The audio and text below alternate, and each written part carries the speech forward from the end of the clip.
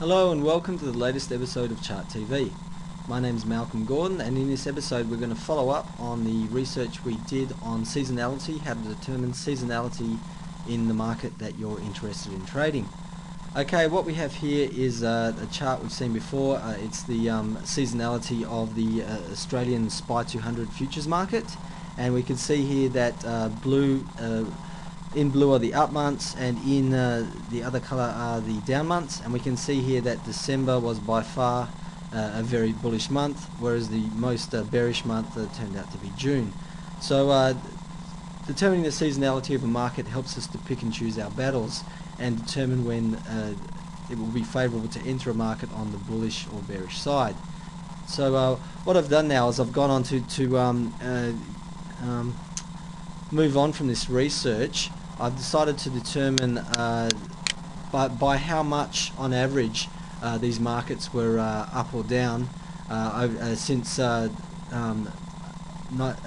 1983. I have data here for this market going back to April 1983 up until the about 2006, 2005, and what we have here is that we can clearly determine that April is by far one of the most bullish months. On average it's up 3%, and here we have December, which turned out to be the most bullish month. On average it was up over 2.5%. So we can clearly see from this that December it's a good idea to be long in December in this market. Quite surprisingly, July was on average up 2.5% since 1983. Does this mean that these trends will continue?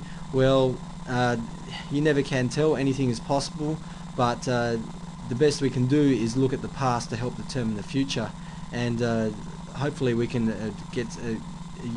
use information like this to determine to give us some valuable insights into what a market's like to do. Interestingly, October, November and June were the most bearish months. On average they are down months, so that's one to look out for, and we can see that not much really happens in February. So now you're probably wondering how I determined how I got these stats, got these results. And basically what I've done is I've gone and taken a spreadsheet of basically the open, high, low, close data, and I've shown in previous episodes before how to get this free from Yahoo. If you haven't seen that video, look it up, and that will show you how to go and find free end of day data on the net. It's right there, it's free, so why not make use of it. Basically what I did is I went and got the I took the close. I took the close of the month. So say here we have. Okay, let's scroll down to some more recent data. Okay, let's say I took the close of for June 2004, for instance. I took the close of the month 3679 from the open of the first trading day of the month. So that would be 3560, and I plonked it into a spreadsheet like this. So June, so here we have the months up the top and the years down the side, and basically what I did is I divided that difference by the close of the previous month, and what we had here, which was 3462. So what we had here is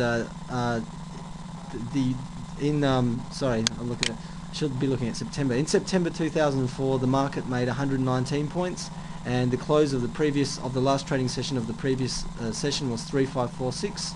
So that equated to a 3.36% rise. Now what I did is I went and calculated these stats for each and every month from April 2005 to April 1993 to April 2005, and I came up with down the bottom you'll see a tally of the average percentage move, and see we can have here January is 0.58.